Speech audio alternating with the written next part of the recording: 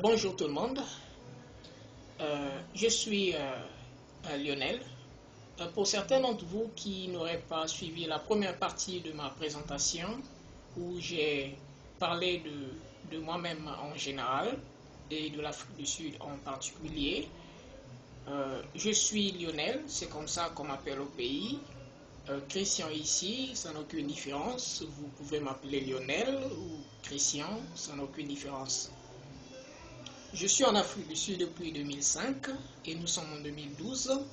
Et dans cette deuxième partie de ma présentation, j'ai pensé élucider quelques points qui pourront être très bénéfiques à celui qui est au pays, le citoyen du Congo, la République du Congo, mon pays, qui aideront, n'est-ce pas, à comprendre certaines réalités de l'Afrique du Sud. Les points seront les suivants. Le boulot en Afrique du Sud, le travail, les études en Afrique du Sud, l'éducation, et enfin la réalité de la vie en Afrique du Sud telle qu'elle se présente. J'aimerais vous rappeler que il s'agirait ici d'une vue générale et moins d'une opinion personnelle. Je suis en Afrique du Sud depuis 2005, je ne vous cacherai rien. Vous êtes intéressé à ces sujets et c'est à propos de cela que je vais parler. Parlons d'abord du boulot en Afrique du Sud. Écoutez, la première des choses qui viendrait à l'esprit quand on parle du boulot en Afrique du Sud, c'est le rapprochement avec l'Europe. Écoutez, l'Afrique du Sud, du point de vue de son développement économique, du point de vue de sa structure d'emploi, du point de vue de sa gigantesque, si vous voulez, en infrastructure, est réellement ce que nous pouvons qualifier, n'est-ce pas, dans notre langage, bien entendu, de Poutou.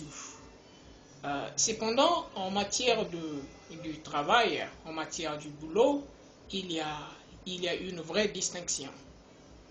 D'abord, le boulot, ce sont les petits boulots comme en Europe.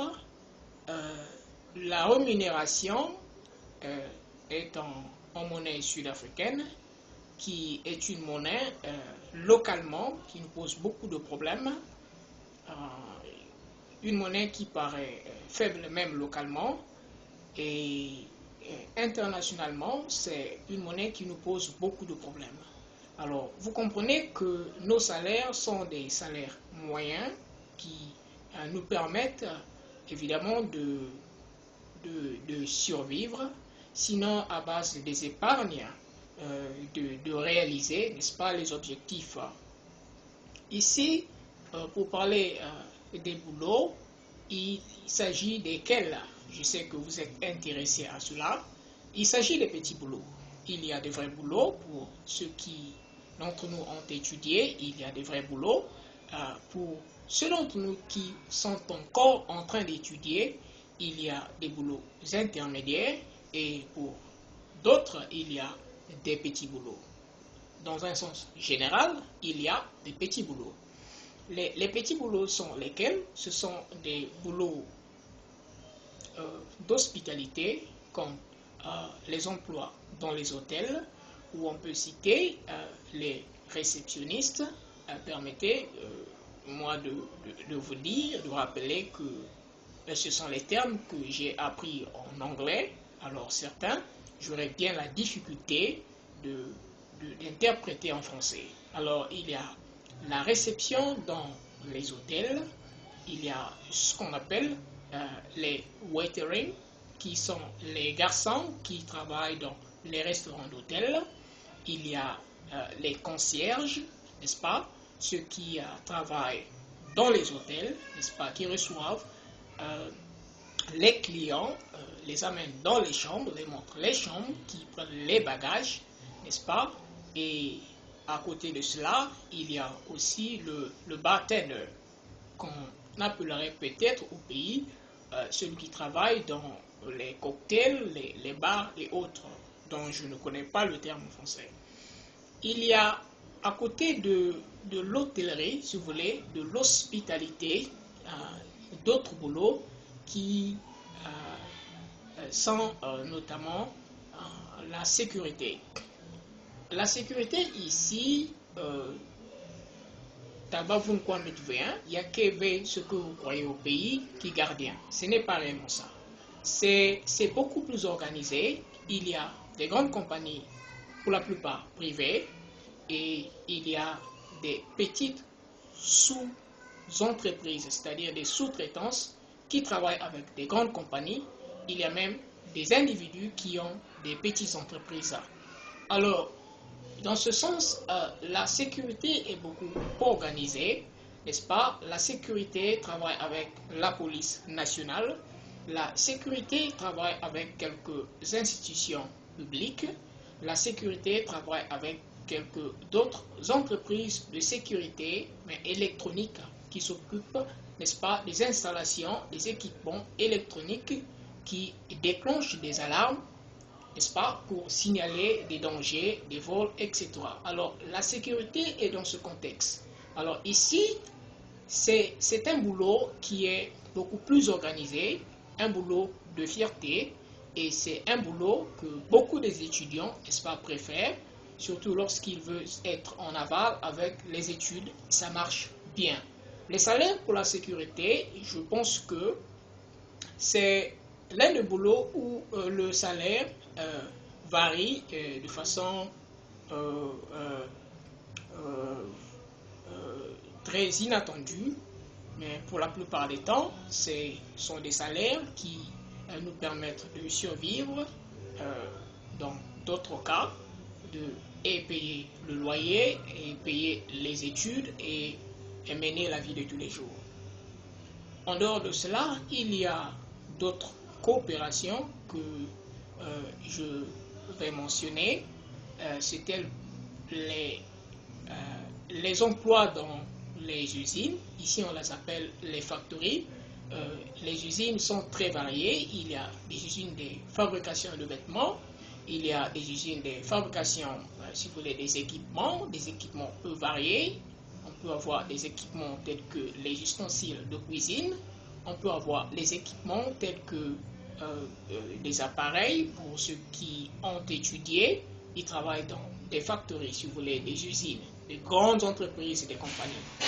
Il y a aussi des petits autres boulots tels que le trolley, ceux qui sont dans ce que vous appelez vous les centres commerciaux, n'est-ce pas, les grands centres commerciaux, et qui s'occupent donc des recueils, des trolleys, n'est-ce pas, et qui sont là pour aider les clients, n'est-ce pas, dans l'organisation, dans, si vous voulez, le chargement ou la décharge, n'est-ce pas, de leurs marchandises. Ça s'appelle le trolley. Un boulot acceptable où le salaire varie, n'est-ce pas, et où les jeunes s'en sortent.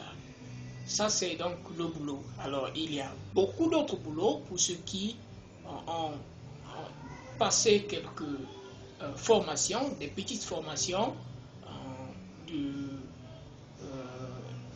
des petites formations d'ordre de 2 semaines, de 2 à, si vous voulez, 3 mois, de 2 semaines à 3 mois, si vous voulez.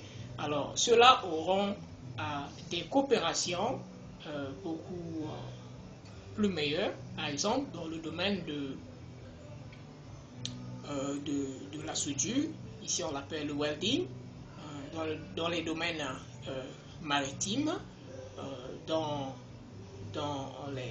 les domaines tels que les petits contracteurs, c'est-à-dire les sous-traitances d'électriciens, les sous-traitances de plomberie, de sous-traitance, etc. Alors, là, il s'agit du boulot. Alors, dans ce sens, vous devez être en train de vous interroger sur la facilité ou la difficulté, n'est-ce pas, de trouver ce boulot-là. Alors, c'est pas trop difficile. Il faut être en règle. Premièrement, il faut avoir un bon papier, n'est-ce pas, qui te permet de travailler. Il faut avoir une petite expérience, mais pour la plupart des temps, on passe derrière les gens, c'est-à-dire je suis congolais, je viens d'arriver, je vais consulter un autre congolais et qui me permet, qui me rapproche, si vous voulez, du boulot pour me faire travailler. Et quelquefois, cette transition se fait sans coût pour d'autres, et bien ça se fait comme au pays, si vous voulez. Je sais que vous rirez, mais c'est comme ça ici. Je vais parler de l'éducation. L'Afrique du Sud offre la meilleure opportunité d'étudier. À mon jugement, je dirais que l'Europe, même ceux qui sont en Europe, n'ont pas cette opportunité que nous avons ici en Afrique du Sud d'étudier. Ici, le citoyen congolais de Brazzaville en particulier, le citoyen de l'autre État peut étudier par son statut. Nous vivons ici sous un statut légal qui nous permet aussi bien d'étudier que de travailler. Et avec ce statut, nous sommes donc autorisés, n'est-ce pas, à étudier. Et quand je dis étudier, nous étudions dans les collèges ce que nous pouvons considérer comme les lycées au pays, ou mieux encore, les instituts techniques ou les instituts généraux, n'est-ce pas? Nous étudions avec le même statut dans les universités quelconques, n'est-ce pas? Et quand je dis les universités, je cite les grandes universités. Alors, le problème ici pour étudier, c'est plus généralement l'argent, c'est le financement. Certains d'entre nous ont un soutien du pays et qui donc étudient librement, continuellement, n'est-ce pas, sans quelquefois avoir beaucoup, n'est-ce pas, au travail. C'est des gens qui sont à la maison, qui reçoivent du pays et qui étudient continuellement. Pour d'autres, ils étudient et ils vont à l'école, ce qui est très difficile. Et pour d'autres encore, ce qui est mon cas par exemple, ils étudient par intermittence, ce que j'ai expliqué dans la première partie de cette présentation. Étudier de cette façon, ce s'entendrait aller à l'école, étudier quand vous avez les moyens, quand vous ne les avez pas, alors vous arrêtez, vous travaillez, vous épargnez davantage et vous reprenez les études. Ce qui cause un retard, n'est-ce pas, dans l'objectif, n'est-ce pas, dans l'atteinte, si vous voulez, de votre objectif dans le temps. Mais c'est aussi la meilleure façon, n'est-ce pas, pour ceux qui n'ont pas de soutien ou ceux qui sont beaucoup trop en difficulté. Les études ici, pour vous informer, vous qui êtes au pays, il y a un élément distinctif que vous devez savoir. Étudier, c'est presque toujours dans les collèges, ce que j'ai défini comme des lycées, moins les lycées, mais plus les instituts, et dans les universités. Les études coûtent très cher. Dans les collèges, les études par trimestre peuvent coûter jusqu'à 60 à 80 000 francs CFA par trimestre, tous les 3 mois, n'est-ce pas? Pour les études qui ont une durée semestrielle de 6 mois, les études peuvent coûter jusqu'à, si vous voulez, 300 000 francs CFA. Alors, pour les études qu'il faut payer par année, je parle encore de ces instituts-là qu'on appelle ici colleges, les études peuvent coûter par année jusqu'à 500 à 600 000 francs CFA. Alors, vous voyez que les études coûtent très cher, extrêmement cher en Afrique du Sud. Pour ceux qui vont dans les universités, évidemment, les études coûtent plus cher, mais aussi, ça varie en fonction des options, n'est-ce pas? En fonction si vous voulez, des facultés, si vous voulez. Ceux qui sont dans les facultés scientifiques ou les facultés, si vous voulez, commerciales, paieront plus cher, par exemple, que ceux qui sont dans les facultés humanitaires, si vous voulez, qu'on appelle humanities, des facultés de littérature. Ça, c'est pour vous donner un exemple. Pour ce qui est de la vie en Afrique du Sud, je dois vous dire que la plus grande inquiétude de la vie en Afrique du Sud, c'est la sécurité. C'est un problème majeur pour l'État sud-africain, pour le public, pour toute personne vivant en Afrique du Sud. Il ne s'agit pas seulement de l'étranger, mais même du Sud-Africain et de l'autre étranger, c'est-à-dire celui qui vient de l'autre partie du monde, de l'Europe, de l'Asie ou de l'Australie. La sécurité est un problème majeur. Je peux vous garantir que la sécurité est en baisse et tous les jours, il y a moins d'actes de criminalité, il y a moins d'actes de banditisme et il y a plus de déploiement, n'est-ce pas, des agents de sécurité dans tous les coins publics, que ce soit dans les métros, que ce soit dans les rues, que ce soit dans, si vous voulez, les écoles et partout. Pour en finir, j'aimerais vous dire à vous qui êtes au pays là-bas que si vous avez des moyens, si vous voulez étudier en Afrique du Sud et que vous avez les moyens, c'est bien d'avoir des orientations étant au pays, ensuite venir pour étudier.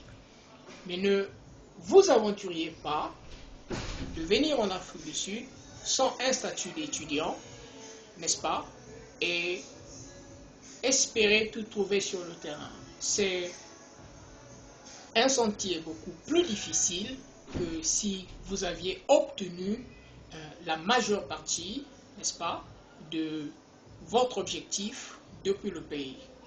Pour ceux qui veulent venir en Afrique du Sud pour chercher, je dois vous rappeler que l'Afrique du Sud est un terrain très difficile, très difficile.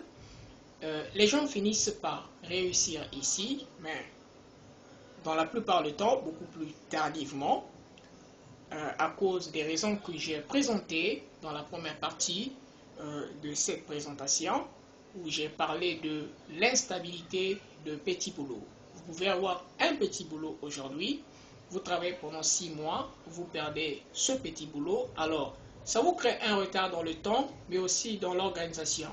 Si vous aviez épargné quelque chose pendant votre période de chômage, vous auriez dépensé, n'est-ce pas, cette chose qui vous aurait permis, si vous travaillez, évidemment, de faire quelque chose, de progresser. Alors, pour vous qui voulez venir en Afrique du Sud, pour chercher, vous pouvez toujours venir, c'est un pays bien, mais sachez que c'est un terrain beaucoup plus difficile. Je ne veux pas comparer l'Afrique du Sud au pays. Je pense que la comparaison ne se pose même pas. L'Afrique du Sud est largement profitable, largement a plus de ressources, largement bénéfique que le pays. Mais ce que je veux dire, c'est que vous qui êtes au pays, ne nous enviez pas.